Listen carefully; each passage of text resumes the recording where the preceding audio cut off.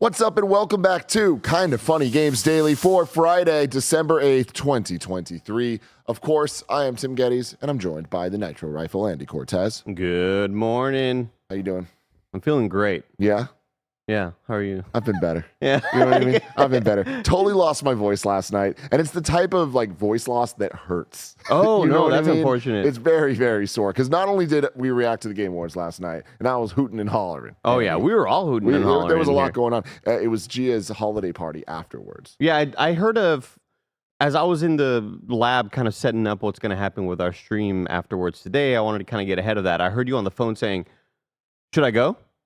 Well, okay, I look kind of stupid. Yeah. I was like, what I'm wearing works for the Game Awards live reaction stream. Right. So I wanted to be seen in public, not necessarily. But you know what? Work? I'm glad I did. I got so many compliments. Yeah. She was like, you're walking in here like the goddamn mayor. She was like, why did every single person? She's like, I don't even know the people. The CEO of her company came up to me and started talking. I was like, this is hilarious. Yeah, I thought you looked great. Because, again, it's not like you weren't going to like a gathering at a food restaurant. Yeah. I didn't know. I was like, am I overdressed? Am I underdressed? Like, where am I? Right. You know what I mean? But it ended up being fine. But anyways, I appreciate y'all's patience as we try to get through this episode. Yeah, we'll be tag teaming some stuff. Yeah, but it's gonna be a big one today.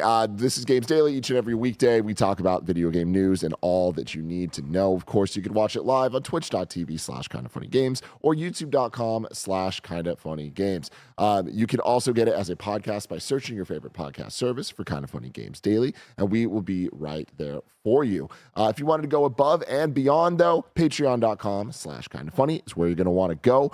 Just like our Patreon producers, Jackson Hampton and Delaney Twining, they get the shows ad-free. They get to watch a bunch of them live as we record it. They get a bunch of bonus content. It's fantastic over there on Patreon. Today's stories include the Game Awards winners, the Game Awards announcements, and more. Very Game Awards recap day.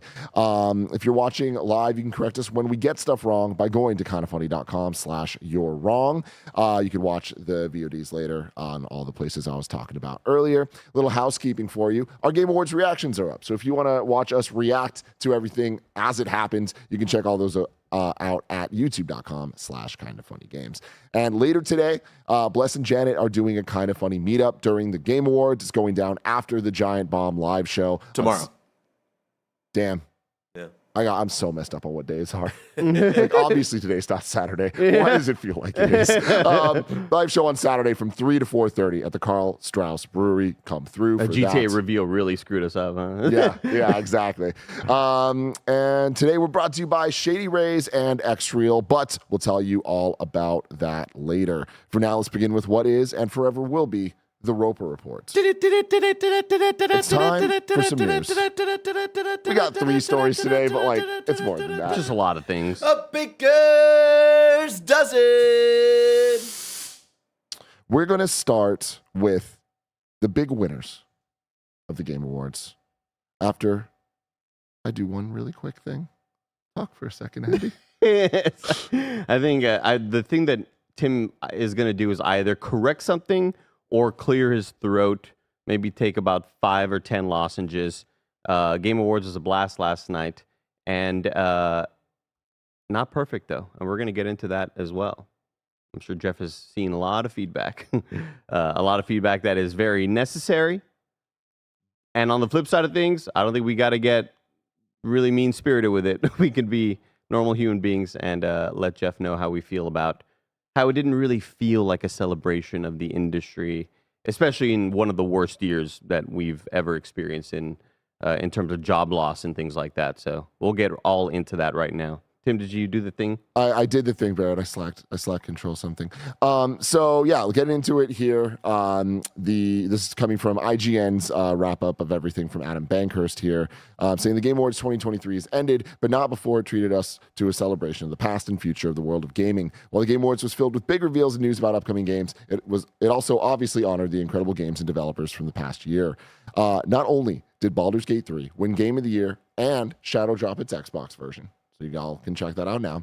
But But also, again, that didn't happen. I wish that happened. I know, like that was Yeah. like, I hate when things like that happen. When there's like a big moment and it's like then a little bit of news comes out after. I'm like, that's important news. Yeah, Sony puts out that blog later on. They have the release date in there. Yeah. I mean, that is, again, we'll talk about it throughout the show, but I think the plan was to talk about it. But because, devs were getting a 30-second countdown with a wrap it up immediately, it fell to the wayside. I disagree with that. I think that if there was an announcement, that would have been its own standalone thing. Like when the other devs were like, "Hey, by the way, we have DLC coming." I don't know if that's not like an official thing. I feel like the Baldur's Gate thing needs to be an official thing mentioned by Keighley after one of the awards is done or one of the awards is given out. Congrats to all the winners. Baldur's Gate 3 Game of the Year, which is, by the way, available right now on Xbox. Like, I don't think that that's a developer getting cut off thing. So yeah, it won Game of the Year. It also won Best Community Support, Best RPG, Best Multiplayer, and the Player's Voice category, which I don't have right now. There's no player voice. I did not win that one. Alan Wake 2 followed with 3 wins in the categories of Best Game Direction, Best Narrative, and Best Art Direction. And it goes on from there. We got Best Narrative for Alan Wake 2, Best Score, Final Fantasy 16, baby. Yeah, baby. Really happy about that. Best Audio Design, Hi-Fi Rush, getting some love, winning a Game Award. You love to see it. Can you imagine, though, Tim? And it felt like it was such an easy opportunity to only make you and me happy. Is that let's do a little Final Fantasy medley? Yeah. Not only the Final Fantasy 7 remake rebirth stuff, but also a little 16. Throw some 16 in there. Why not? I just want to accept the truth, you That's know. all, man. Best performance was Neil Newbon from Baldur's Gate 3. Beautiful speech. Yeah, really, really, really incredible stuff. Watched it like there. 3 times last night. Got me real choked up every time. It's good, man. And also, he looked fantastic. He looked fantastic. Also, somebody else that I don't think we honored enough is the granddaughter of some old gods of Asgard, Melanie Liebert. Anytime I was like, man, this is a goddess, and this, we need to just give her an award. I'm going to give her an award right now. The Andes. Yeah, give her an that. award. Yeah, That's great. Games for Impact, Chia, which was kind of a surprise. That was one of the few categories that none of us predicted the right answer for. Very cool reaction video from the devs as well. Yeah. There's a reaction video of them all watching it in somebody's living room, I guess, and all of them just flipping the hell out. Very, very cool. So cool.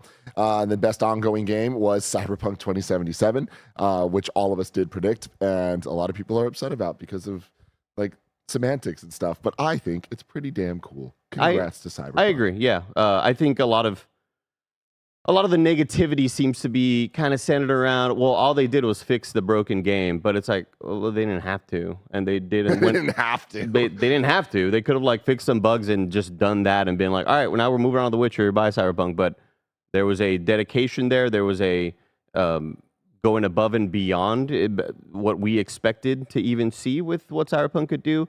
And then that DLC was also pretty damn meaty and amazing. So I thought they were well deserving of it. I feel like the only one snub that we talked about in recent shows was Halo 5 or Halo Infinite not being on there. That was one of those that I feel like when Season 5 came around and general sentiment was kind of turning and a lot of people were feeling more positive about where it was a bit too late in the voting stages. So that's one that I feel like at least should have been in the nominations. But shout out to Fortnite, who's had, once again, another amazing year. Fortnite is one of the Fortnite, Tim, is like, it's like watching LeBron James play, where you're like, we need to, no 38-year-olds doing this ever. We need to appreciate it while we have it. And 5 years from now, 10, 50 years, we'll be like, man, Fortnite was just constantly putting out awesome shit, huh? I mean, it's pretty wild. It's easy to take it for granted, you know? I mean, here's the question for you. I feel like come next year, I think Fortnite is going to be talked about in this category differently than it has been. I feel like they're about to step up with all these games within a game and everything. Like Fortnite's continuing to kind of redefine what an ongoing game even can be. And I feel like, it's gotten its awards in the past. So I feel like you want to spread the love. But, ongoing platform. But I feel like at a certain point, does it just come back because they just keep innovating and keep changing the way ongoing games can be? Yeah, I definitely agree with you because the additions of all these other game modes, even though they've had creative and they've had all of these custom games that people find themselves like whenever the metaverse is being tossed around as something that, oh, we're gonna live. It's like, well, people do that in Fortnite all the time. People do that in Minecraft. People do that in World of Warcraft. They get online and hang with their friends. Fortnite was already that platform, but I think you're right in that the addition of all of these extra big ass modes. These aren't just, hey, we got to capture the flag. Like we're adding this Guitar Hero, whatever rhythm game mode, the Minecraft Lego mode, which I believe I saw Nobel on Twitter tweet that there was 2.1 million concurrent players. Yeah. I mean, you're saying modes, but at what point are they just games? Yeah, no, for sure. No, yeah, exactly. And I think that's where, do we have to force them into a new category? You know what I mean? Yeah. They're just constantly killing it. And yeah, I think what they're doing there is amazing. So shout out to all the devs at Epic, because your work has not gone unnoticed, obviously. Yeah, it's absolutely wild. Speaking on the 3 games modes, whatever, like, are you excited to hop into any of them? I want to try out the Minecraft one, but I'm also just more, and when I say Minecraft, I mean the Lego one, but that's kind of what they're going for. But I feel more interested in just hopping into the newest season, because I still really enjoy no-build gameplay. I would play it a lot more if there weren't a lot of other games that I wanted to play, you know? Yeah. It just feels good. It just feels good, and they have a great sense. Apparently, this newer map is one of the best ones that they've had since, like, some of the OG maps. I'm excited to hop back into this newer season of Fortnite, but yeah, what about the racing one? I know that you and Barrett were kind of... Yeah, I'm the rhythm one's the one I'm looking forward to most. Like, I'm actually going to jump in and play that. This, the racing one, I kind of want to see, like, reviews. I kind of want to see what people are saying of, like, is it holy crap amazing, or is it like, oh, it's pretty good? Because, like, kart racers, to me, I'm like, they need to be real primo at this point. It's easy to make a kart racer that just doesn't feel worth its time. Yeah. Like, is it going to be a Nickelodeon kart racer, or is it going to be, like, good enough to be like a Hot Wheels, where it's like, oh, this does feel good? Yeah. Different but good? I mean, the thing is, it's Rocket League, right? So it's like there is also then that other level of both expectation, well, I guess just expectation, but that works good and bad, where it's like, if it's not up to snuff, then we're going to be like, but if it is, oh, damn, it's going to feel like Rocket League. I mean, I think that mechanic alone of, like, switching to the upward track seems cool and innovative enough to me that I'm like, all right, I want to see what this is all about. Like, if they are basing the gameplay around the idea of kind of switching between tracks to gain an advantage, and maybe you can go on that track, but that's going to be tougher because there's more obstacles in the way. I like that idea. I like having one core mechanic to base your whole game around and kind of, like, build out from there. And to separate yourself from the countless other similar racing games. But yeah, very, very cool. Best indie game. Sea of Stars. Barrett, what you think about that? Really wish the developers were given time on stage to talk about a game that means a lot to me and probably means a lot to them. That's what I think. But super questionable decision. Yeah, 2 years in a row too of best independent game getting awarded like that, with indie devs not getting a moment to shine, which is very frustrating. That game means a lot to me. I was telling Andy last night that there's like a 2-hour sequence that is just absolutely dreadful and heavy, because you know what it's going to build to, and I was just like thinking about that, and just thinking about that team and just like the cool shit that they made with that game. So anyway, go play Sea of Stars. It's a fantastic game. Yeah, I saw a lot of tweets kind of because you know the whole industry seems very kind of perplexed by a lot of the decisions, and rightfully so, I think. But I think no more confusing. I think the most confused that I've been was just looking at what got its own stage time. Like every award show is going to have the let's rattle off 2 or 3. Like, yeah. I feel like we're past the point of ever getting every category announced. That's just kind of the reality. It's not awesome, but it is what it is, right? But it was just kind of interesting to see what got stage time. And I feel like whatever was getting stage time was whoever they had celebrities to announce for, like the best adaptation. Mm-hmm. That doesn't deserve stage time for me. Like, and I wish that the music would have played off fucking what's his face, Anthony Mackie, because that was just like not. That was probably like my least favorite. You see the word cringe being thrown around a lot, and I think it's like such an overused word. But that was one where I'm like, all right, Anthony, let's get this shit going, right? But like best debut indie getting its own category and not independent game was weird to me. The musical composition not getting a category, nor art direction, but other categories getting their own. All of those just seemed like very questionable decisions. And if not main stage, like just do the thing that they did for some of the other awards, where it's like the winner's already like standing right there, and they come on and they talk, even if it's just for 30 seconds. I don't know, just anything, you know?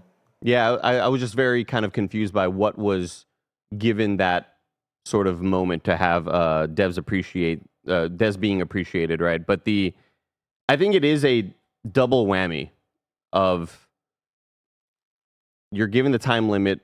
I think that's like an overcorrection to Christopher Judge last year. 100%. Next year will not be like this. There will not be a massive. There will not be that stringent of a time limit. I don't think. Right. Again, they had 30 seconds without music to talk, and then the music starts at the 30-second mark, and then we'll build and build and build. And who knows how long the tail actually is. I was telling Barrett last night in the car, I would have loved for Sam Lake to challenge that. Just go on to see how long he could have gone.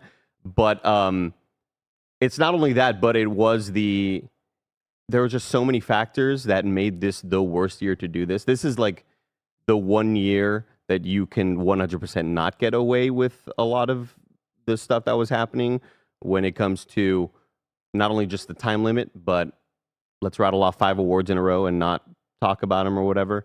I think that, especially this year, with the amount of turmoil that the industry has had, no mention of job losses, and I see the other side of it. I see on the business side of it. I see, well, I can't necessarily get combative about job losses and this industry and unionize and all that stuff when you need to play friendly with these publishers to get these announcements. Like, there's so many different politics that are giving us the result that we're getting, but I still think you can bring something up without being combative or mean-spirited about it. And giving devs the time, especially in a year where devs had felt it the hardest with all of these layoffs. Like, that's what I'm saying, yeah. Like, giving them more than 30 seconds before playing them off. Like, we brought up the Greg speech back from 2015 where he was calling out, like, a specific developer who worked on a game that meant a lot to him, and appreciating developers as people, because it's people that make the games that we love. And like, that wouldn't have been able to happen last night. There's a speech going around right now from the developer of That Dragon Cancer, who also had like a lot of personal things to say when it came to developing that game. That would not have happened last night.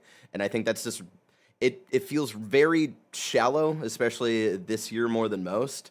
To not actually celebrate the developers this year more so than any other, just because of, it's been a great year for games output, but it's been a terrible year for the games industry. Every day we have layoff stories, and it sucks that it culminated in this day near the end of the year. Yeah, when Keeley puts out that poll, what did you think of today's show? I think there needs to be 2 polls now of like, I think this is one of the best shows for announcements. We had so many awesome announcements and so many surprising unannounced games, right? Like, oh yeah, the amount of games that we saw yesterday that I would have never. It's those unknowns. Those are always the things I'm excited about. Sure, I'm excited to hear about follow-ups to big ass IP, but it's like, oh shit, this developer's making this game now. We have the Dead Cells motion twin team working on that new game. The new game from Dan Mullins, who made Inscription. There was so many awesome announcements. So I think this is like one of the best year for showing off awesome, amazing games that kind of wowed us. Even like, I don't want to, maybe encourage more of this, but even like a lot of the Nexon stuff, which was clearly ads, there were still a lot of banger ads, right? I think this was the best year for like cutting out the fluff of the ads. Yeah, sure. dude. Like, and I think there were a lot of games still shown off that were paid to be there. Not just the interstitials, right? Yeah. But they were like, a lot of them were still awesome, which was like really, really cool to see. But on the flip side of it, when it comes to like, again, like celebrating the industry and this being a celebration of everybody's hard work, I think this was easily the worst year. And if it wasn't, it just seems like it's the worst because of like the climate that we're in right now with everybody being laid off. So I do trust that Keeley will see all this feedback and correct course for next year in some way, just finding a better balance. I'm telling you right now, it's just he's gonna double the length, and I think that solves so many of these problems already. I feel like all that needs to happen is a very clear message to all the nominees. Hey, this is how long you get for this They got speech. that. Then it, I mean, that's an important thing to note, right? But I do think 30 seconds is not enough. But even then, it was up to the minute, but they just had 30 seconds. They got the wrap it up was there. And then it started like flashing more as it went on. The music started playing closer to the minute mark. Right. But I feel like 30 seconds is just not enough. Like, I understand it in theory. I understand like why they decided that, but like especially non-English speakers. when you're seeing it like play out last night, it's like, yeah, this is silly. This is just not enough time. You got to give them more, but you also need to be realistic about time. And I do think that it was a complete overcorrection based on the Christopher Judge stuff. So and maybe at least like 3 to 4 more acceptance speeches or videos that from ain't gonna people. happen, man. It's just not gonna happen. But like this year felt more extreme in that way. That like I could be wrong, but it felt like there were less acceptance speeches this year and more of, and it may just feel more egregious because it felt like this year there were just more back to back to back to back to back to back. Throw that away. All right, you all won. Congratulations. Next, and it was like it just felt even more like offensive in that way. That, let's get back to the announcement stuff, which we love. We love the announcements, but I do think that there's a better balance to there. Like I think a lot of the issues we've had with Keeley shows is finding the balance. And I think going into yesterday, I was a lot more confident, especially when he tweeted like, "Hey, announcements are going to be a lot more spread throughout the whole show," because usually it's 6 amazing, mind-blowing things, and then a decent amount of a lull, and then a couple near the end. And it's always been about like, just put that big announcement here in the middle, and that would feel like a bit more evened out. But it did feel like this year was definitely skewed a lot more towards like that's not super great for devs, especially again in this climate that we're in right now.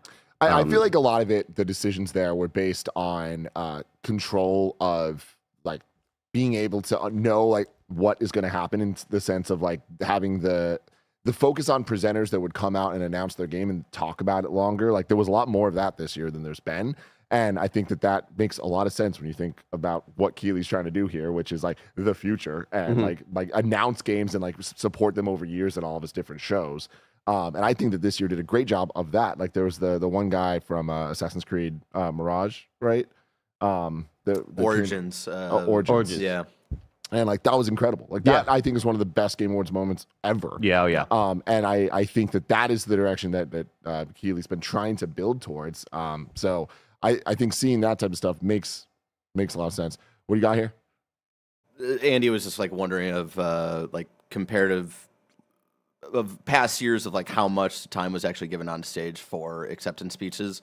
The total amount of time for last night in the pre-show started at 4:30 and then ended at 8, so 3.5 hours. 16.5 minutes was dedicated to the awards themselves. 12 minutes being just on stage acceptance speeches. 13 awards out of 25 awards if you don't count like some of the pre-show awards that they gave, because I think it was 25 awards when the proper show started. So, and again, don't get me wrong, I love announcements.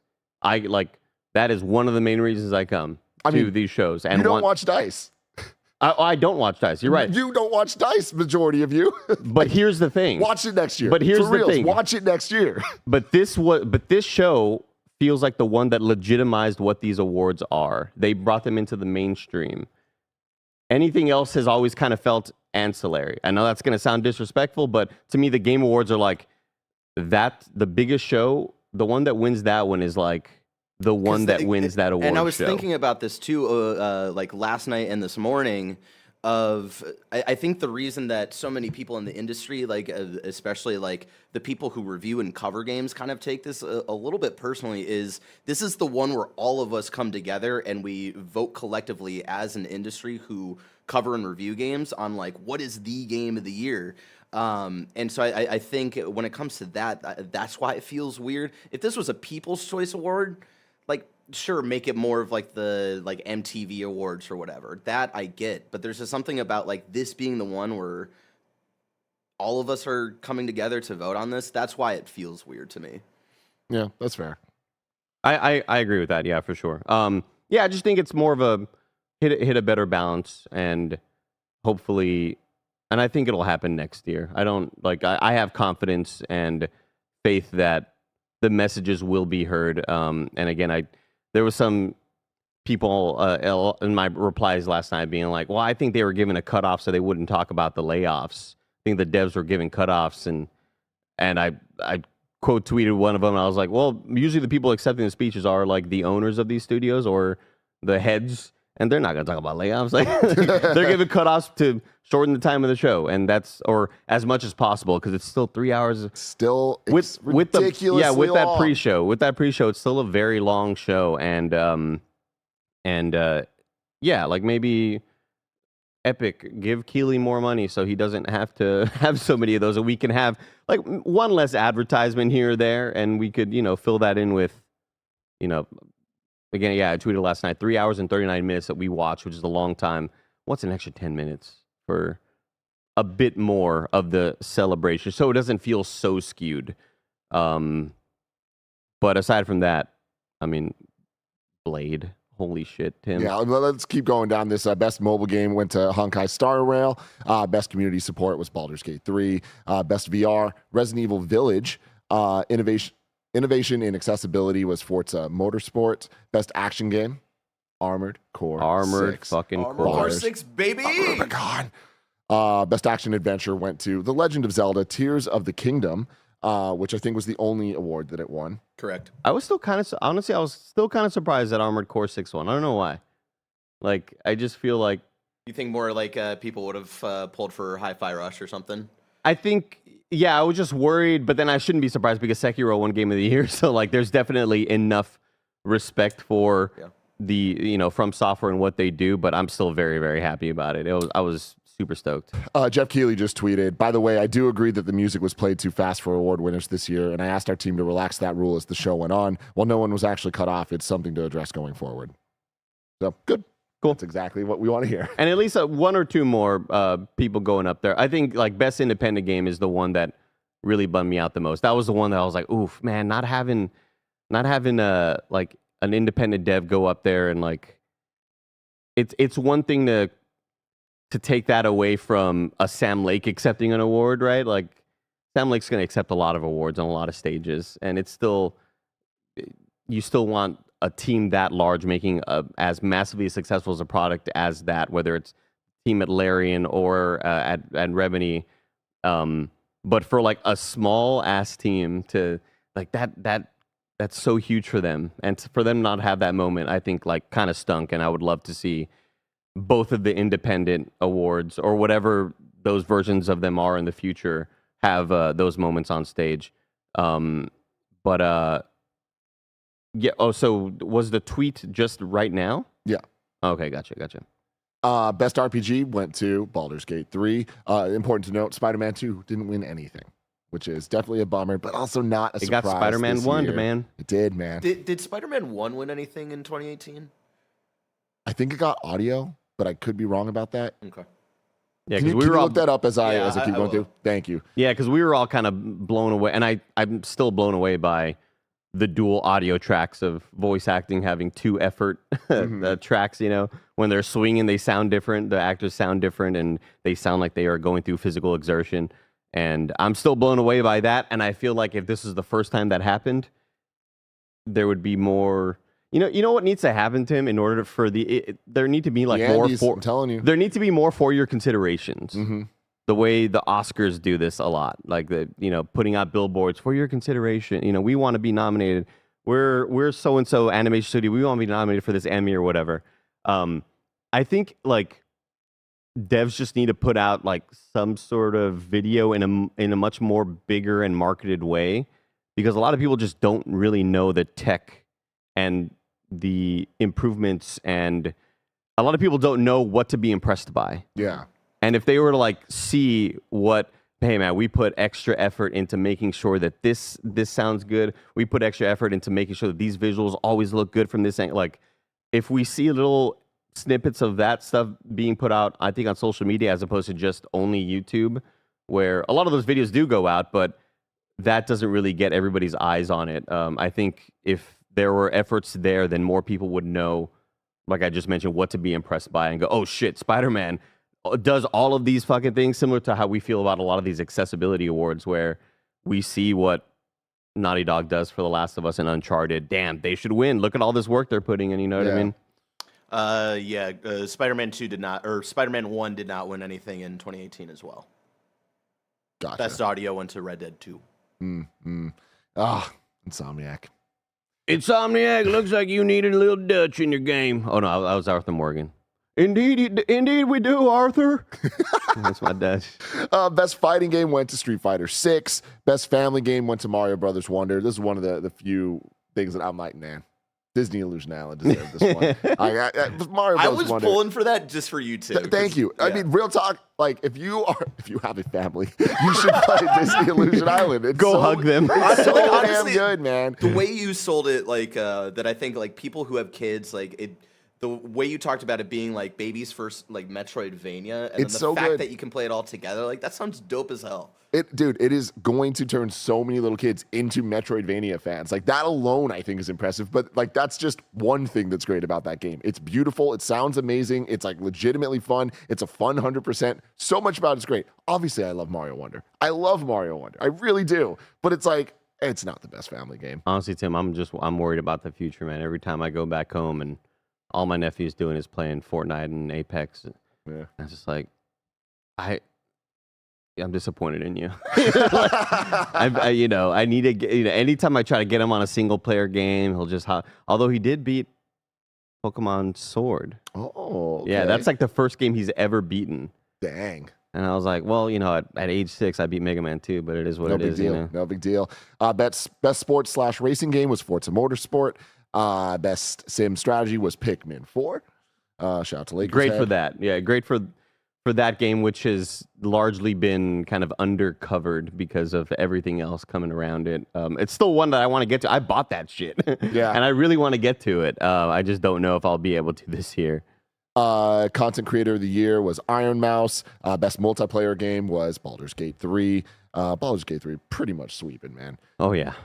Then we get into a lot of the esports stuff. Most anticipated game was Final Fantasy VII Rebirth. They also dropped a new trailer for it and debuted the new theme by Nobuo Uematsu, which is just like, come on, you motherfuckers. You know what you have, and you are showing it to us. And it looks like Imran Khan is kind of confused by Jesse's appearance as well. So that's my thing. I was so overwhelmed last night watching, like, we watched the performance, then there was a trailer that we watched afterwards, and I was so caught up in the hype of it all that you're like, it's Jesse. I'm like, that's not Jesse. And it was like Aerith singing, but like Jesse was in another shot. Last night I went back and watched it, and I was like, this is the best thing ever. I never thought we'd get more Zach or fucking Jesse from Remake, Andy, but it's happening. I'm just happy for Andy. More Jesse, man. Yeah, I I just mean, know he loves Jesse. but again, she showed up dead on that one thing that Biggs was showing off.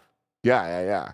So how many timelines are we dealing with Or here? maybe she was just like out of town at that moment. Like cross off the Google Calendar. And then we got Best Adaptation went to The Last of Us, not a surprise. Player's Voice was 100% voted by fans, and it was Baldur's Gate 3 that won that one. So yeah, those are the winners. We're going to take a quick word from our sponsor, and then we're going to talk about all of the announcements. This episode is brought to you by Xreal. Turn any game you're playing from any console, PC, or handheld into a 130-inch virtual big screen with Xreal AR glasses. Available now at xreal.com and Amazon.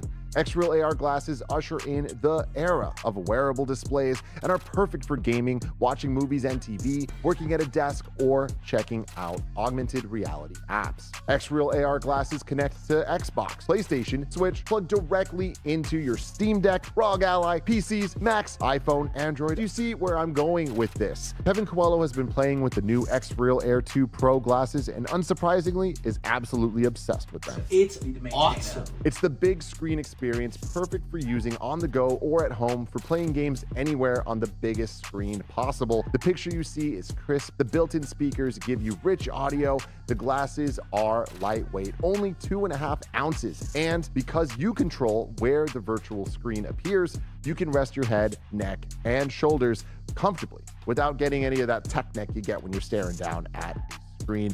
You can get your Xreal AR glasses now at xreal.com or Amazon. This episode is brought to you by Shady Rays. 'Tis the season of giving. Get the perfect gift for a special someone, yourself, or both. Our friends at Shady Rays have you covered with premium polarized shades and quick swap snow goggles that won't break the bank. Shady Rays is an independent sunglasses company that offers an unrivaled product that's just as good as any expensive pair we've worn. Y'all know I've been outside in the sun a lot playing Pokemon Go, and it's such a great experience wearing Shady Rays when I'm out and about looking dope. And that's not all. Every pair of sunglasses is backed by lost or broken replacements. If you lose or break your pair, even on day one, they told us they will send you a brand new pair, no questions asked. Exclusively for our listeners, Shady Rays is giving out a very merry deal for the season. You can go to shadyrays.com, use code KindaFunny for 50% off 2+ pairs of polarized sunglasses. Try for yourself the shades rated 5 stars by over 250,000 people by going to shadyrays.com, using code KindaFunny, and you'll get 50% off 2 or more pairs of polarized sunglasses. And we're back. Once again, going to IGN for their recap of all the announcements. This is from Logan Plant. Capcom announces Monster Hunter Wilds, essentially Monster Hunter World 2, coming 2025. A lot later than I think any of us would have expected. It's going to kick off the 6th generation of Monster Hunter when it launches on PC, PS5, and Xbox Series X and S in 2025. The reveal trailer showed off flying mounts, a desert area, and a bunch of huge monsters. This marks the first new generation of Monster Hunter since World kicked off Gen 5 back in 2018. The last generation of Monster Hunter saw the franchise gain enormous popularity, with both World and Rise selling over 10 million units. You excited for this? I am. I was very surprised by the 2025 announcement. That's the one that kind of, I think, shocked a lot of us, given how long it's been since the prior iteration. But I know, the team was still working on Rise as well, and Rise did it really well. Like, a lot of people love Rise even more than what World had to offer. I don't know. I saw a couple of people mentioning this. It seems to be fully open world and not kind of instanced and zones. Usually you go to like large ass zones that you can kind of explore. But if this is truly like their first time doing a gigantic open world, I think that sounds really damn cool. I am interested to see how that affects other players and how that works. I guess you're just going to your friend's sort of giant open world, or maybe you're being summoned to, you can always go help a random stranger on the internet to get more loot or whatever. But I'm very, very intrigued by the concept, surprised by the date, and also like visually not too impressed by it. Right? Like that based on what we saw, that doesn't sort of scream current gen only. That I would have believed that was also like a cross-gen sort of release happening, Yeah, what I think is interesting overall about a lot of the announcements last night is we had such a trend towards like shorter turnaround times with release dates, or like not even calling a shot on release dates. Right. And I feel like we're reversing that. Like, I feel like getting 2025 dates, like we now know GTA 6 and Monster Hunter are both 2025. And like, that's pretty rare, because I feel like in the last couple of years, Starfield was the only game that we knew was that far out. And I feel like even with a lot of other release dates, like there was a couple announced that like for September next year or things like that. I'm like, that's weird, but an interesting shift. Next up, we got Hideo Kojima officially reveals his Xbox project, now titled OD. We finally got the reveal of the long-awaited Kojima Xbox project. The man himself took the stage at the Game Awards to talk about it. Jordan Peele was also revealed as a collaborator on the project. The game features Sophia Lillis, Hunter Schafer, and Udo Kier, and it's being touted as much more than a game. And which I don't believe at all.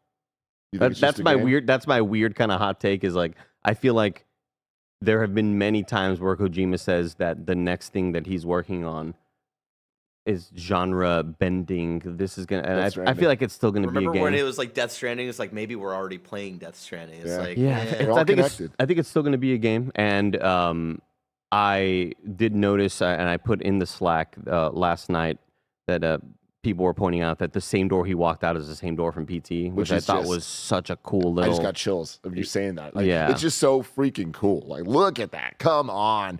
A couple of tweets I do want to bring up about this as well.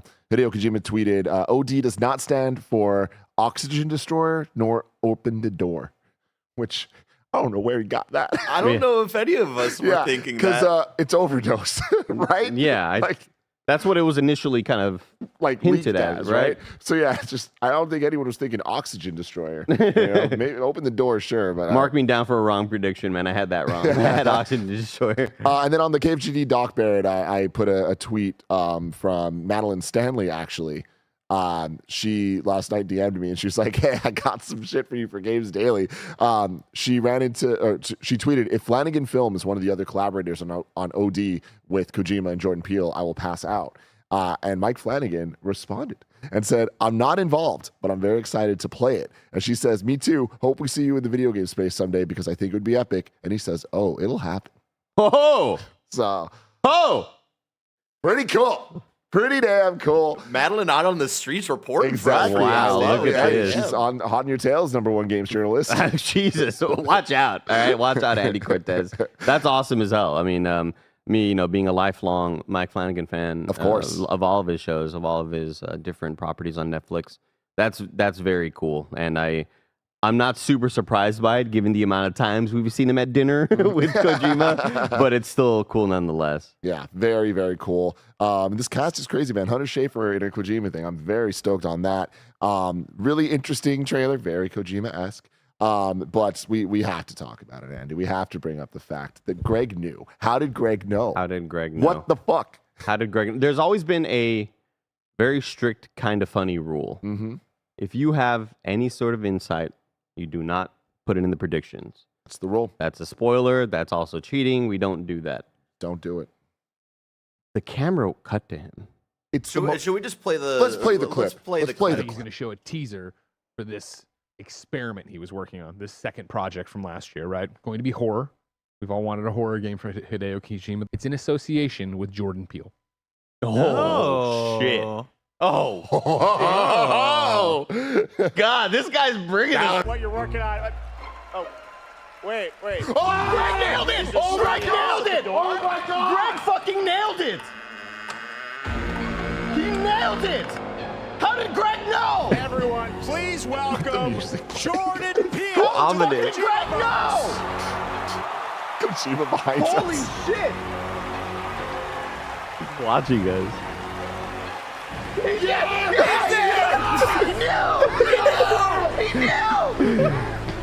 It really felt like there were so many great tweets of just like nothing encapsulates KindaFunny more than this, and it's Greg laughing, seeing the thing that came to with me too. Like, dude, real talk. I think this is going to go down in history as like it's going to be right up there with like Tim's Sister Act 3 just got announced. Like it was just so pitch perfect because the beat. The music drops, and me and you look at each other. We realize what happens. We start freaking out, and then when it cuts to Greg, it's just it felt like I'm being pranked right now. Like there's no way all of these. It's bullshit. I'm gonna call Greg Miller right now because we need to get to the bottom of this. It was freaking hysterical, and again, a lot of that. We had some replies being like, "Yeah, but look, Jordan Peele's always said he's wanted to work on a video game." We had some art, and it's like, okay, cool. Everybody says that, like everybody. And Kojima takes photos with everybody on Instagram, but he doesn't always work with everybody, So it's one thing to say like, "Oh, all the evidence was there." Well, there's a lot of evidence for everything, Still very, very cutting cool. to Greg. I don't understand. I wanted them to cut to him be looking in the camera, like just staring my ass down. Answers. He's got to be asleep, bro. Come on. They partied last night. They partied, dog. Boo. They partied Boo. last night. Whatever. I'm sure he'll call back at some point. But moving on from there, God of War Ragnarok getting some DLC that's out next week, which is pretty damn wild. Awesome announcement. Titled Valhalla. It's out next week. It's free. It takes elements of the roguelite genre and infuses it with God of War combat. Coming December 12th, 2023. Really, really, really cool. I'm a little disappointed that it's not what we kind of expected Ragnarok DLC would be, which is like more like story bits. I think this is to hold people off until the thing drops. Yeah. I still think there will be. You do? I think there will be some sort of story DLC in the next year or so. Yeah. Something small because I feel like the Sony under Jim Ryan was more of a let's do more of that thing that people love. And I feel like that's maybe why we didn't see God of War stuff in the past, aside from like New Game Plus when 2018 came out. But I feel like under Jim Ryan, I feel like there were a lot of directives of, hey, make more of that thing that's really successful and sold a lot of units. And I know that he's gone now, but I still do feel like there has been some sort of little side quests here and there. Nothing too major, but nothing like around a $20 or $30 price point, right? Yeah. I think it's interesting with the timing of Last of Us Part 2 having a similar mode as well. And like, it's not necessarily that bad. They're different games. They're both massive games, and like, they're both fun games that this mode makes sense for both of them. Yeah. But I just think it's pretty interesting timing that this kind of like undercuts The Last of Us that they've been building towards, and it's coming in January, right? And this is free, and this is coming like next in days, and it's free. It's a free update. I think it makes sense too, because I forgot that in God of War 2018, I forget what area, which realm it was, but there was towers. Not the towers, but there was essentially like that foggy, like kind of roguelite area where you got like all this crazy armor and stuff. So it makes sense that they wanted to do something more along that line. But yeah, it's interesting that like I wonder if it's something that they wanted in the original game, but they just couldn't like figure out how to integrate it with the release. Everyone's saying. Yeah, Niflheim. So makes sense. I think it's cool as hell. Like I think that's an awesome announcement for the Game Awards to have something that large of this is a gigantic IP, and this could have been Sony's own announcement, but they're gonna have it here, you know. And last night I pulled a straight up Tim Geddes bullshit thing when the music was playing, and I was like, wait a minute, this is the original God of War music. I was right. You were right. I did see Bear McCreary tweet that. So I'm like, that's fucking cool. And also, what's wrong with me? Yeah, he's psycho. I do think it'll probably lead to some cool story thing. Well, there's enemies from the original games in that trailer, even. Wait, what? Like the dude with the like helmet on. NFL player? They got yeah, exactly. They got football player? No. Oh, that guy. No, because this guy's from Ragnarok. Hold on. And then the Cyclops as well. Oh. Ooh. So I think this might lead to some interesting like jumping realms thing, or jumping again between like one mythology to another. Especially for getting enemy shit. Yeah. Very cool. Right? I think this guy was from 2018 in Ragnarok. Oh, yeah? But the Cyclops for sure. Like, It's cool, though. It's cool. But yeah, the music stuff, I love that. Like, good for you, Bear McCreary. Next up, Blade. Blade from Arcane Studios. Andy Cortez, how exciting is this? We sat here, we see them walk into that barbershop, and I was like, that's a fucking Blade. He pulled out a Blade, and then they delivered. They did it. The thing I'm really excited about as well is if they commit to the look and style of this. We couldn't see it last night because of where the length that we're sitting from the television screen, but rewatching the trailer several times last night, it's totally going for the halftone Spider-Verse Shadows look. When you look closely, Oh, really? When you look closely at any of the shading work being done with shadows, you see all the halftone kind of comic book look, and I'm so excited for Arcane to pull this off and just nail it, you know? Yeah, that's awesome. What I'm so excited for about this is that I am not that familiar with Blade. I haven't seen the movies. I read a ton of comics that he shows the up Daywalker, in, Tim. which is the coolest thing of all time. Apparently, he's good at ice skating up hills. Oh, right. Yeah, Something he does say like that that. line. Yeah, he does say that line. Triple H is involved. Motherfuckers always want to be ice skating up hills or something like that. But yeah, so I'm excited to kind of like, this could be potentially, we'll probably get the movie Blade first before this. Yeah, maybe not though. There's a good chance of that. And I think one of the funnier things I saw last night, I think the biggest question is it Xbox exclusive? That's like the big conversation right now. I don't think that's a question. It is a question because for some unknown reason, they're not just saying it's Xbox exclusive, but at this point, why wouldn't it be? But Destin was tweeting and brought up a good point. Like, why isn't this trailer on the Xbox channel? It's still not uploaded there. Yeah, it's just Marvel Entertainment right now. They've also not confirmed. Like, they've been reached out to and asked and they have not responded. Why? I don't know, because I feel like it may not be. I think like there's no way. I think leaving that. I think not being direct with it gives me not a whole lot of hope for this being an Xbox exclusive. Because like when Spider-Man Insomniac got announced, we knew that was going to be a PlayStation exclusive from the jump when it was officially announced, right? It's weird that like because this is like a Marvel, technically now Xbox partnership, like why? Remember how crazy it is they put Spider-Man only in the Avengers game on PlayStation?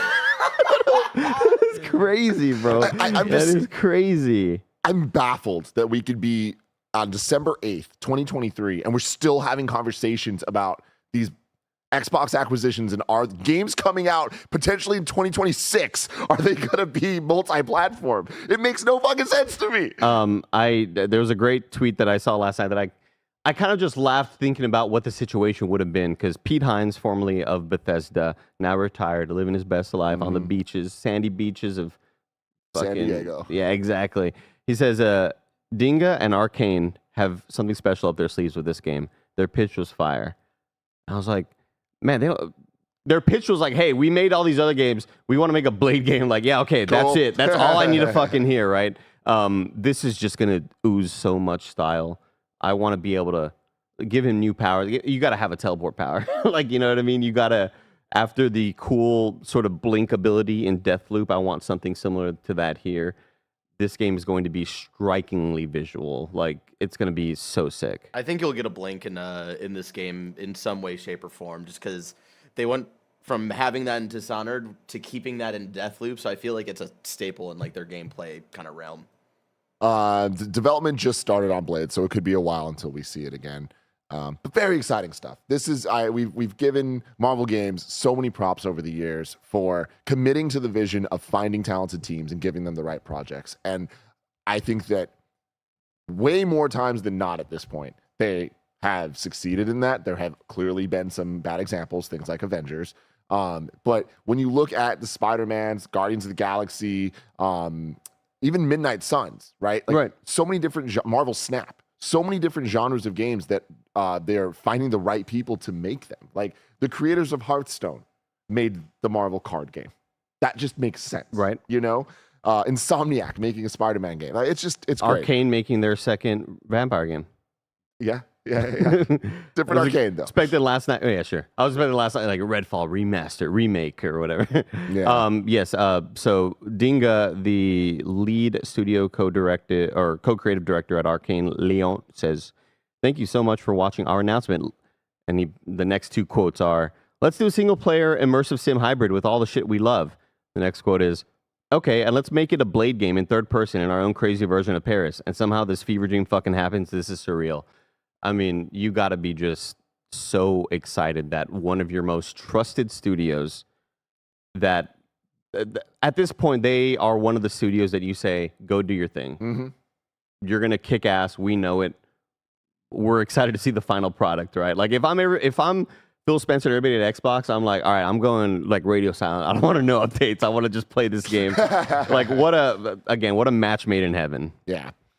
Then next up, Andy, one of my favorite announcements of the show. Sega announces 5 new games in development, including Jet Set Radio. Sega dropped a huge announcement at the Game Awards revealing Jet Set Radio, Shinobi, Golden Axe, Streets of Rage, Crazy Taxi, and more. No dates or other information was given, but this is a very exciting moment for longtime Sega fans. That's me, Andy. What a wild moment. That trailer was pitch fucking perfect. Everything about it was so awesome. It started off, it's like, what is this? The Sonic sound effects, I was like, wait a minute. Is this the Super game? And I'm still convinced it's the Super game. Like, because here's the thing. Like, there's something about this where I don't buy that this is 5 different games. I don't know what that looks like, but it's just weird to me. Like, I can't imagine them announcing 5 fucking games like this. I think that you were wrong only because this feels like when Domino's is like, hey, we're changing our recipe. Like we're going all out. Like this, the whole new era thing, this really feels like Sega saying, we're back. We care about these franchises. We're bringing them back in a big way. And what better way than to show you a bunch of these old instead of like just showing maybe only Jet Set off and then maybe loosely talking about other franchises. That is a statement. Yep. This is them saying, all of these games that you've loved and have been like in our mentions for, talking about make another one of these games, make another Golden Axe, all that stuff, which is wild. Golden Axe getting another. I think it's so cool that this seems like, hey, we're dropping the mic right here and just let us cook. Yeah. People in the chat are saying that it's confirmed that they're all separate games. I mean, hey, no matter what, I'm excited we're getting a new Crazy Taxi, and it looks awesome. Like, this is dream shit, man. Do you think Crazy Taxi in and of itself is the super game, Tim? I mean, you know what I mean? I've been thinking that for years. But yeah, it is weird. And I don't know. There's still something about, what is the fucking super game then? If it's not Crazy Taxi. I don't know, man. But like, this is the equivalent of EA just being like having a little commercial thing, and it's like EA Sports Big, and it's like SSX and NBA Street Volume fucking 10 and all this shit. It's like, no, this isn't how you do things. But thank you for doing it, Sega. Thank you. Well, I do think that these genres are all different enough to do it this way. Yeah. And also, like, these are, I imagine, not the biggest games. They're going to be like smaller things, but it's still, though, what's this going to look like? We'll see. Do all these actually come out? Another good question. Crazy that they didn't send you that little teaser thing. It's like they don't even care about you as a Sega fan. They don't care about me, man. Where's Billy Hatcher? Embark's The Finals is available now. The Finals, Embark's competitive shooter, shadow dropped at the Game Awards 2023. It's available to play on PC now. Embark is a studio created by former Battlefield developers, and their first project is the game show shooter where players compete for fame, money, and sponsorships. And speaking of sponsorships, we're doing a sponsored stream of the finals right after this. Oh, right. Yeah, that's right. That was a fun little segue. NVIDIA little sponsorship showing off DLSS. Mm-hmm. Very excited. No Man's Sky developer Hello Games shows off Light No Fire, their next game. Holy hell. Yeah, go for it, Andy. I mean, I tweeted a thread last night of a bunch of different games that I'm excited about. I just felt like there was enough deserved negativity around the awards and announcements that I just kind of I want to celebrate some games that got me really stoked and jazzed, and really, really cool to see Sean Murray go up there and give us all like a collective panic attack for him and his own psyche to say like, this is the most ambitious project we have ever worked on. But I don't think I think they are a studio that is so well suited to do that now after all of the troubles they've gone through with No Man's Sky. That was such a long time ago, and they have course corrected in the last 3-4 years or whatever with all of these DLC drops that they've been doing. The fact that Light No Fire is trying to simulate a real world planet. This is a great tweet right here. Okay, Sean, don't overpromise. Just say we've been working on something and show some clips. And Sean Murray goes on stage and says, I'm making Earth. He says fuck. He did say fuck. Yeah, like, again, this seems way too crazy of a project to do, to have a real world planet that isn't just a procedurally generated thing that largely looks all the same. It's all like, oh, this is the one with all the purple grass. It's the purple one. That's yeah, the green that one. one's got the freaking antelope hybrids with hippos or whatever. But the idea that they are trying to make a survival game where you and your friends can exist on a planet and just go discover shit has me so excited. And there's always been something about the design ethos of No Man's Sky that kind of pushed me away, because similar to in Starfield, I never wanted to make a base on a planet. I wanted to build my ship, because I felt like, well, if I'm going to be going a bunch of places, why am I going to build a home base? And I felt that way about No Man's Sky, where I didn't want to like make a settlement on a planet when you could visit a shit ton of different planets. The idea that this will kind of have your own home base to go back to while having that Breath of the Wild-like discovery, Tears of the Kingdom-like discovery, where you are just going to different places and seeing the most diverse sort of biomes and landscapes, and the fact that this is going to be one gigantic world, Tim. Like, I don't know how seamless it'll be. We'll see. Like, again, he's overpromised stuff a long, long, long time ago, but I do feel like they are the studio that's best suited for this challenge. Yep. To have all of this procedural tech that they've been working on for years and years and years. And yeah, a great reply from Cyberpunk 2077 saying, you can always fix the game later. Congrats on the impressive reveal. Yeah, it's wild. I do think like him going on stage and saying it's ambitious. Like, he said that word, and it's like, don't do that. Why? Yeah, you didn't need to do that. Yeah, we're You like, didn't. come on, Sean, we don't got. Yeah, but we'll still be impressed by it. But I think either way, whatever this is, whenever we get to play it, and the fact that we've been working on this for 5 years, that alone gives me a lot of hope and promise that we'll see this in maybe 2 years or whatever, and whatever it's going to be is going to be so much more well realized than vanilla No Man's Sky. I'm so excited for whatever the hell it's going to be. And like just the co-op and the crafting, very, very cool. Can I petition that once they start like kind of doing the interview rounds, that it needs to be one Kevin Coelho who interviews Sean Murray again? 100%. Thank It's you. a nice little check-in, Thank you know? Oh, God, what a time. 2016. Final Fantasy 16 DLC was talked about. 2 waves of DLC for 16. Echoes of the Fallen and the Rising Tide. Echoes of the Fallen is out today with new story chapters that take place just before the final battle. And the Rising Tide is coming spring 24 in Fort Minor. But yeah, very excited about that Rising Tide. It's been hinted at so strongly that we're going to get Leviathan, and now it's confirmed we are. So I'm very excited about all that. Can't believe I get to play some stuff like this weekend. Like, that's wild. Yeah, that's kind of crazy. And, we'll see what sort of gaps it fills in, if any, or if it's just completely additive and supplementary. But I'm stoked to hop back in and hang out with my friends, Yeah, man. Very, very cool. Rise of the Ronin gets a March 2024 release date of March 22nd. Another kind of like, that was a bit disappointing for me. Just like, I love the premise alone. I think Koei Tecmo and Team Ninja always have a very good concept of fun combat and, engaging progression. But it still, they always just kind of have this look to them where even though this is a current gen only game, this is not going to be a PS4 and Xbox One game. This will only be Series S, X, and PS5.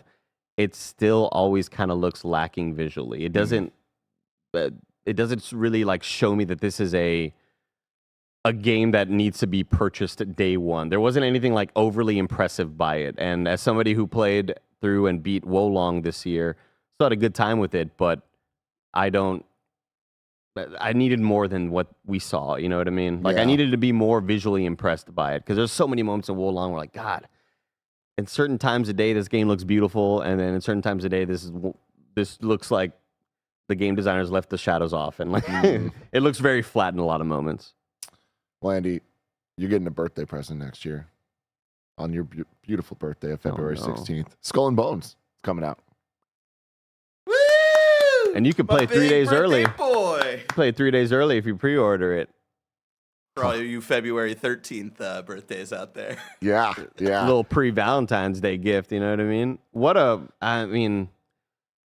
I'll believe it when I see it, right? I know. We're so close. But, dude, there's just something so comedically perfect about the play it 3 days early. Yeah. If you for this game. You could have skipped it for this game. What's really cool to me is that in a 2-week period, you're going to be able to play Suicide Squad Kill the Justice League and then Skull and Bones. Banger, dude. What You know a what I banger mean? February. What a February. Lost Records, Bloom and Rage is the next game from Life is Strange creator Don't Nod. Pretty cool. Coming to PC, Xbox, and PS5 with a story that focuses on friends who reunite after 2 decades. Greg Miller's going to be extremely excited for that one. Dragon Ball Sparking Zero gets a proper reveal. Looked pretty damn cool. It did. Sure did. And I love that the exclamation point is after sparking. Yeah. Why not? Very weird choice. Yeah, I love it, though. Ori developer Moon Studios reveals no rest for the wicked. That looked phenomenal, dude. Again, I tweeted last night that it's one of my gaming sins. I've never played through the Ori games. I might now. No promises, Tim. No promises. At least play the second one. But goddamn, this game just looks like they are striving for. Like, I love when devs take that extra leap where, hey, we impressed the hell out of you with our first couple of games. This is the next big thing we're working on, and it's a top-down isometric like action RPG with a sick-ass art style. It reminds me so much of the Arcane show, just the way the characters are kind of stylized. It looks just very dark and freaky and awesome looking. There's so many cool moments in this trailer.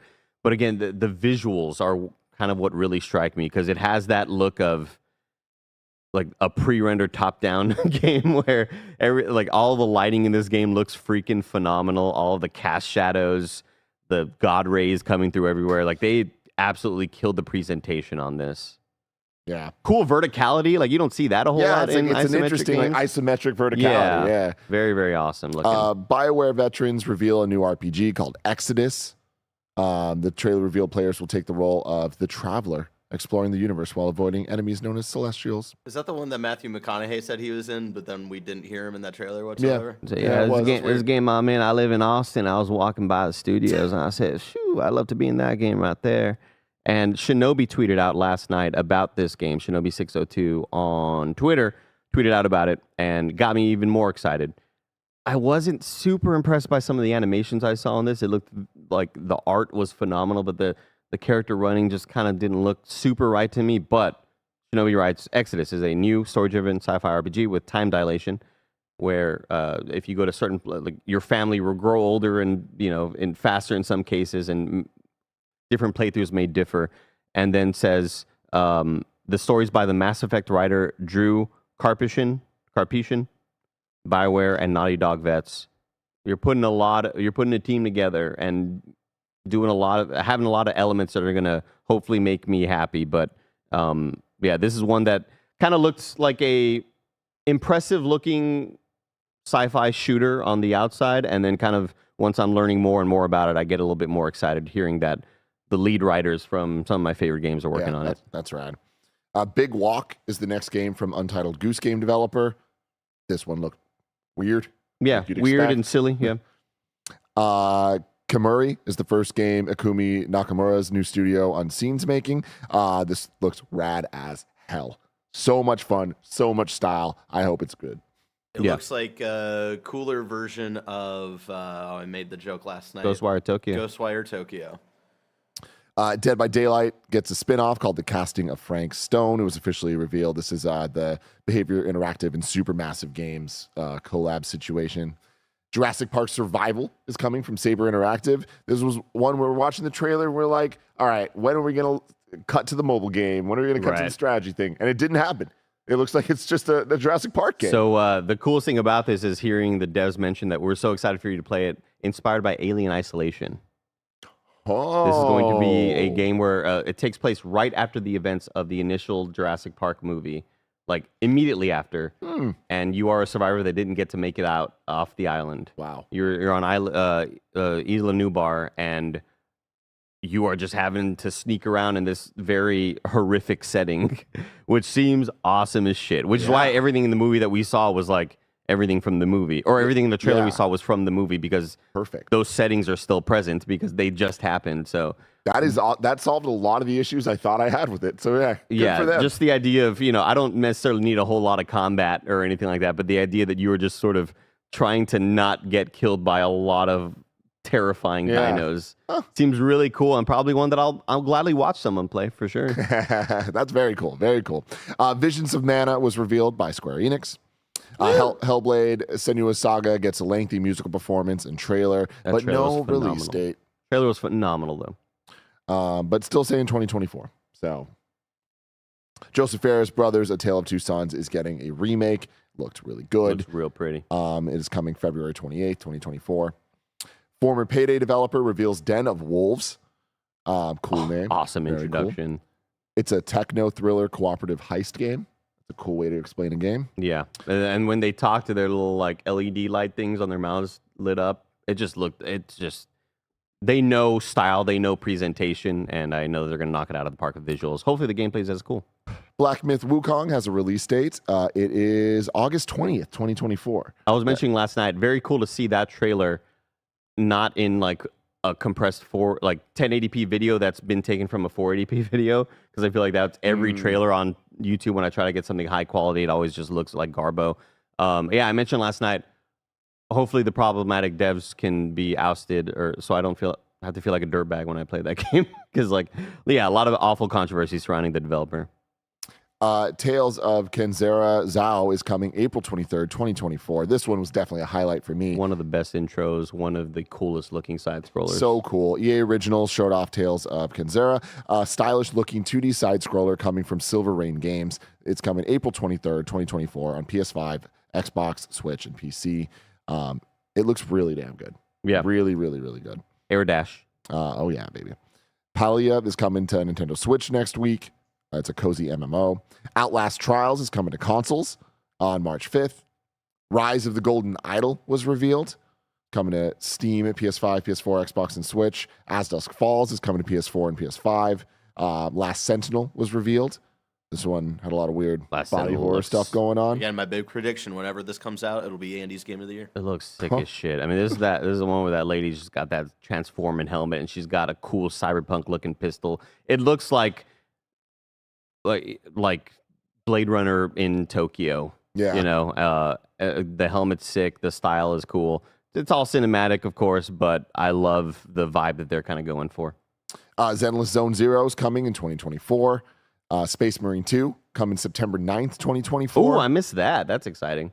That game looks amazing. But again, this is like a couple things back. I was talking about, I think it was Wolong, August release date. Here, September. Wukong, yeah. September 9th. Like, that's shooting a shot. Yeah, you know? for sure.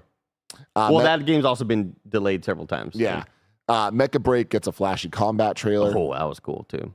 The First Descendant gets a summer 2024 release window. First Descendant, we were all really impressed by the trailer. And then when I looked into it more last time, I was like, oh, shit.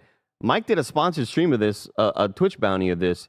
I know this game. I've seen this game. I did not remember it being that First Descendant game. The trailer looked awesome, but I do know it's a free-to-play Nexon game. Seems like Nexon's just pouring money into everything these days. Yeah. Exoborn is an open-world extraction shooter set in a post-apocalyptic U.S. We'll see. Looks cool, like a lot of other games of that style, you know? Yeah. Guilty Gear Strive adds a new character. First Berserker Kazan got a reveal trailer. That fucking game, dude. That game looked awesome. That's one of the ones that I highlighted in that Twitter thread. Very cool and stylized look, but it's a Souls-like, and the art style and the animation of the characters reminds me of Guilty Gear Strive, which me and Barrett were, you know, singing that game's visuals, singing the praises for that game's visuals. But the characters in this game have that same look in this very dark, sort of medieval, dark fantasy vibe. It looked really cool. Then Supernatural Action Venture Usual June was revealed. Oh, right. I was real into this that one. Cool. It's a supernatural-looking action adventure with a cel-shaded art style coming in 2025. Thought that looked really, really rad. Daniel Mullen's next game is Pony Island 2 Panda Circus. This is the developer behind Inscription. Yeah. We got our first look Weird at Pony Island 2, which showed off the creepy atmosphere featured in Daniel Mullen's new upcoming game. And Sungwon is the lead character, tweeted out. We saw him in the trailer, and then he tweeted out last night, I play King Yan in Pony Island 2 Panda Circus. To those not expecting to be jump scared by my face at the Game Awards, my apologies. That's awesome. So cool. Harmonium the Musical is an upcoming musical narrative adventure coming to Xbox Game Pass. The game follows Melody Mercado, an energetic 10-year-old Filipino-American musician who became deaf at a young age.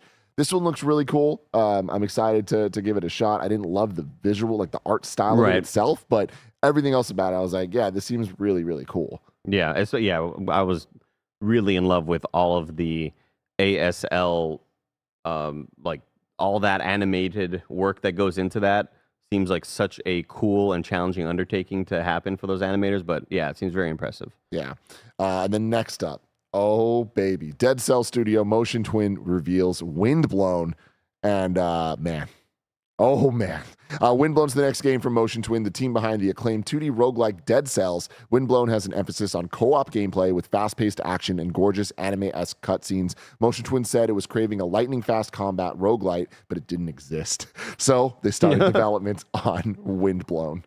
This looks really damn cool. Yeah, the idea that there's going to be a lot more of those animated cutscenes seems very damn cool. I just assumed that was going to be for the trailer purposes only, but all these three characters, I wonder, like, did they pick all these animals out of a bucket and, like, at random? Because I love that it isn't a dog and a cat. Like, I love that it's an axolotl, a weird-ass little fucking lizard guy. You got a bat, and you got an iguana of some sort of lizard. Cool, man. 3 random-ass animals to choose from, which seems really damn cool. They look awesome. The style's great.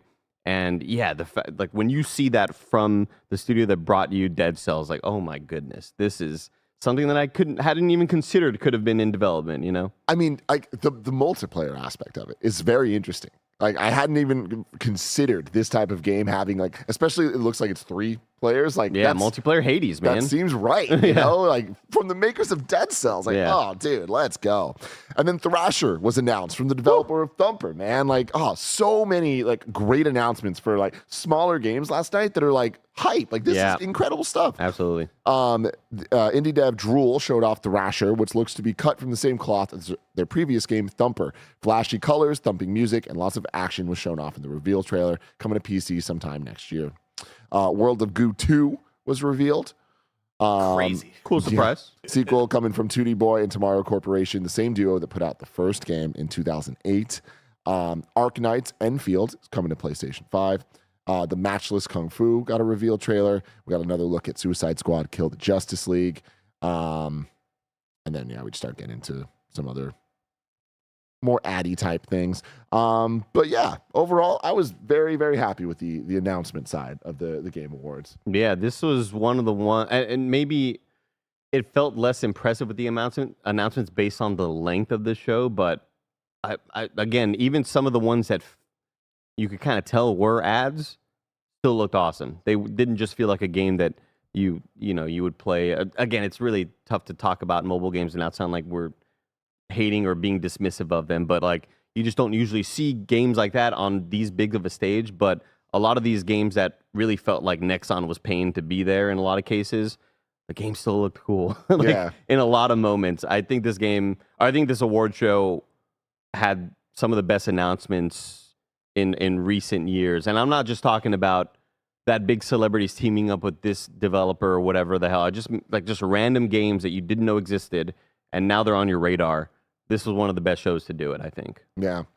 And then the final little news story today, Hideo Kojima tweeted out, my documentary film, Hideo Kojima Connecting Worlds, which had its world premiere at Tribeca Film Festival in June, will be distributed worldwide in spring 2024. It'll be exclusively on Disney+. Cool. Yeah, so that's exciting. We can check that look into out. the development of Death Stranding 2. Or Death Stranding 1? Yeah. That's awesome. Yeah. I'm very excited about this. Cool, it's coming to Disney+. Like, yeah, this is just exciting stuff. George Miller, Guillermo del Toro, Norman Reedus, Nicholas Winding Refn, Grimes, Woodkid, Churches, Shinya Tsukamoto, Shinji Mikami. Hell yeah. Very, very cool cast. What's that Nicholas Winding Refn guy doing? I would say, he was in Death Stranding, but he's always just hanging out with. Who has movies, Kojima. man? Neon? Was that the last one he did? I don't remember. I think that's what it was called. Let me look. Always hanging out. It looks cool. I wonder if they like go hoop up every once in a while. You know what I mean? Oh, yeah. Go down to the local The Neon rec. Demon. That's the name. Oh, gotcha. Coolest fucking drive. Come on. All right. So that is all of that. But Andy, if I wanted to know what was coming to mom and grop shops today, where would I look? The official list of upcoming software across each and every platform, as listed by the Kind of Funny Games Daily Show host each and every weekday. That was all by memory. Do do do do do do do do do do yeah. Look at our boy. He's growing up. Out today, we got Aptos Covert on PC. Back then on PC. Pheromonium on everything. Fortnite Rocket Racing on everything. The Smurfs Colorful Stories on everything. And Wan Yan Sword Mist Beyond the Mountains coming to Switch. Some new dates for you. Baldur's Gate 3 came out last night. It's already out. Awesome. Go buy that shit, Xbox gamers. Final Fantasy 16 DLC Part 1's out now. And God of War Ragnarok Valhalla is coming December 12th. Let's go to You're Wrong. Let's see what we got wrong today. I want to read a resub real quick for 2 years from Average John, who says, play Dredge, Andy. It's a 5 to 10 hour game. Also, cheers to 2 awesome. I don't know what the last part of that says, Average John, but damn, knowing that it's a 5 to 10 hour game, I'm more inclined to play Dredge now. Thank you, Average John. Dear Sixlet says, the official article breaking down last night's Final Fantasy VII Rebirth trailer indicates that the Jessie scene in the trailer is a recording in VR of one of her performances. Boo. Although that's going to be an emotional last moment. Send me that file if you don't mind. That VR file. Take a look at it. Take a little look. It'll be like Gonzo looking at them chickens. Little creep.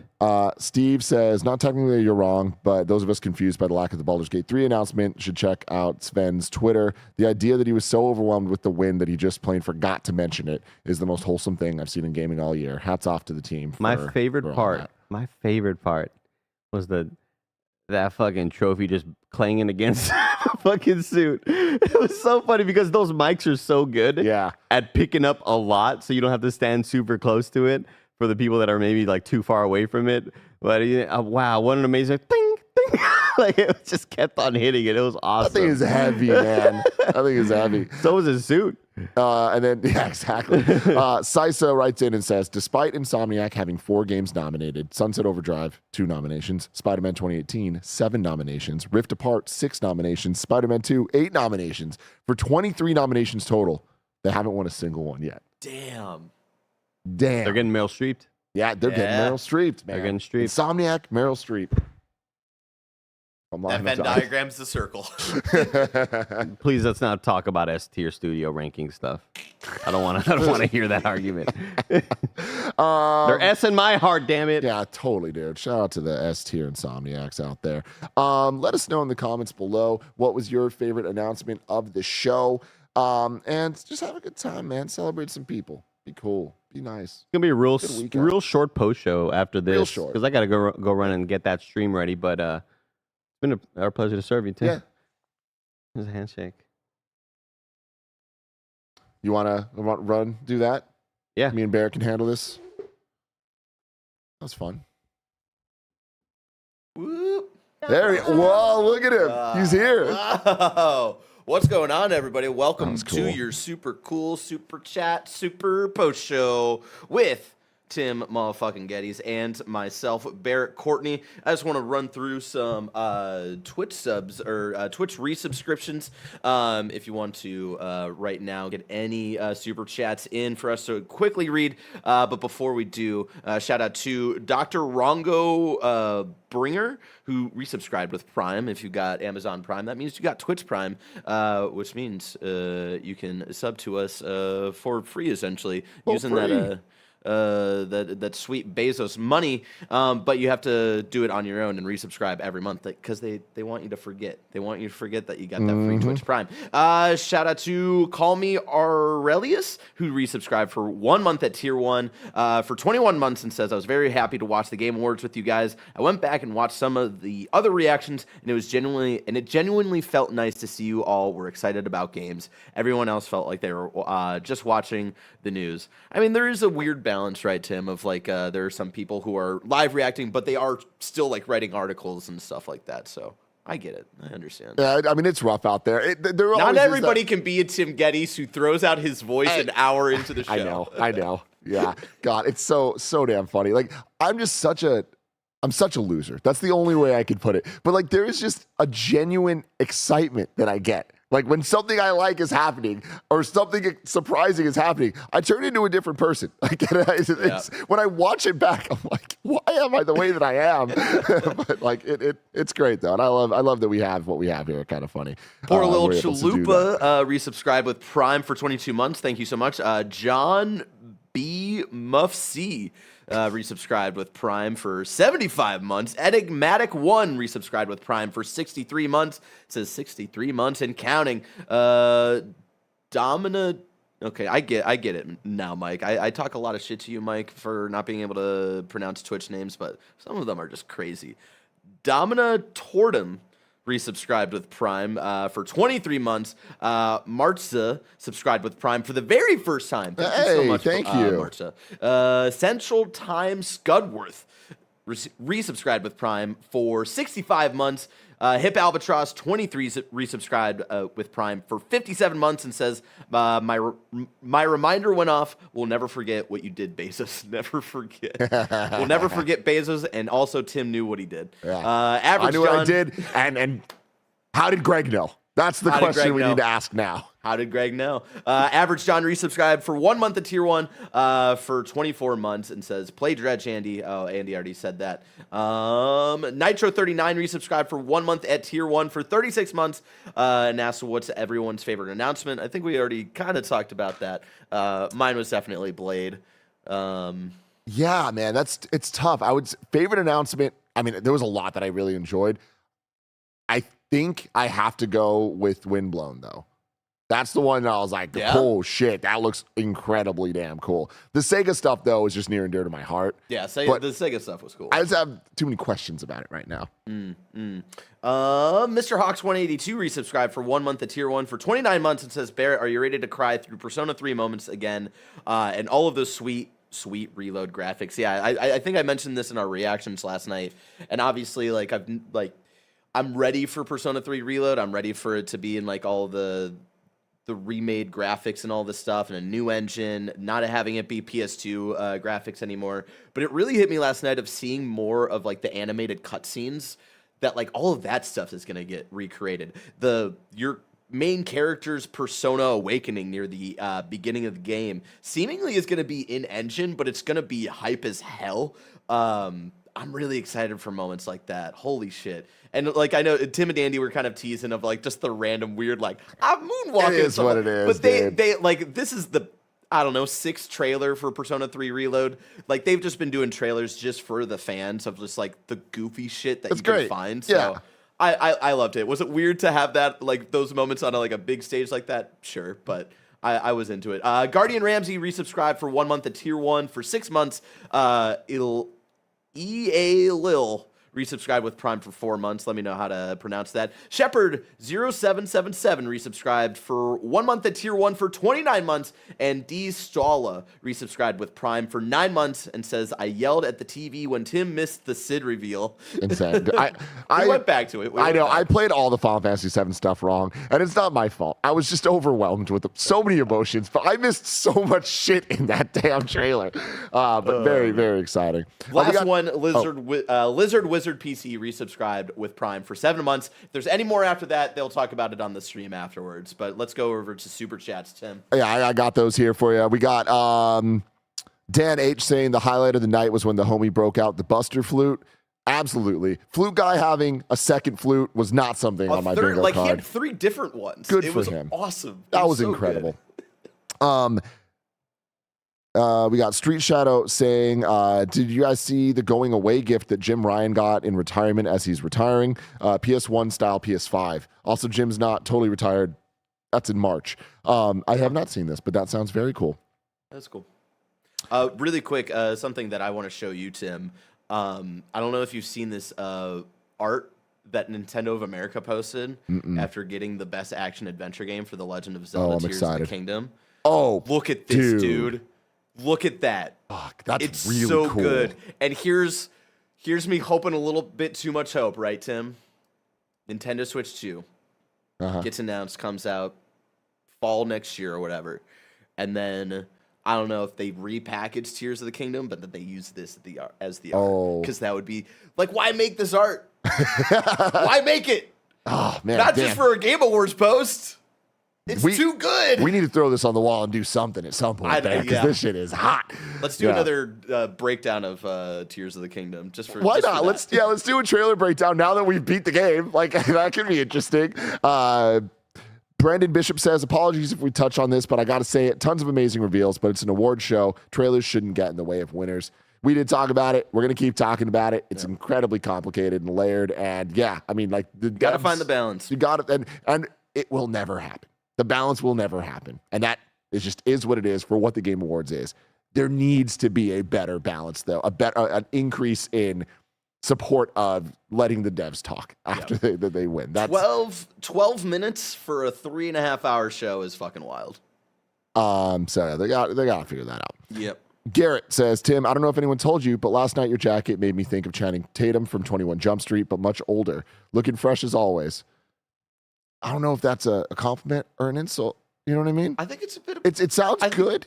I think it's both. But it's because, like, Channing Tatum was... it's weird to say because the whole joke was that they were playing high schoolers, but he was, like, pretty young. I don't think he was. Let's see, 2020... Channing Tatum right now, I think, is 62. Channing Tatum? I'm joking, but he's old. He is old. Hold on. That came out in, like, what, 2012? Yeah. So that was 11 years ago. I mean, yeah, he was 32. Damn, that's like you're a year now what, a year older than he was then?